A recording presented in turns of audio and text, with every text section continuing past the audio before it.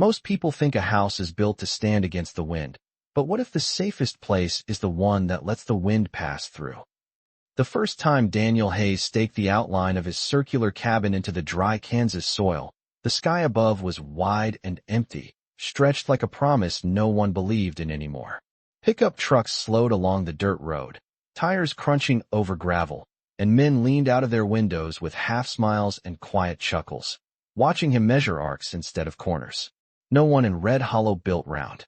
Houses had edges here, straight lines, sharp roofs, things that looked strong, even if they weren't. But Daniel moved differently, steady and precise, pressing each wooden beam into place as if he were listening to something no one else could hear.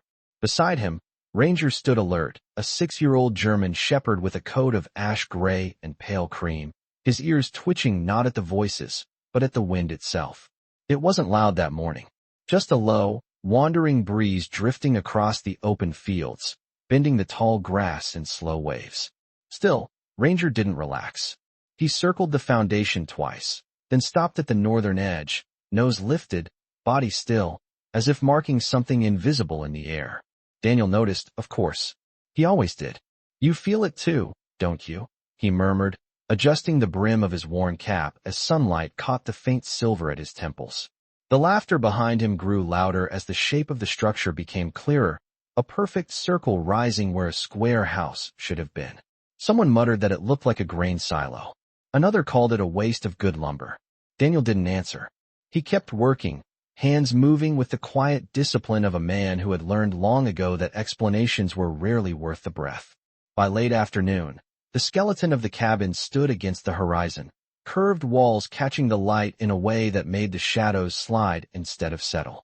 The wind shifted slightly then, just enough to ripple through the frame without resistance, slipping around it like water around a stone.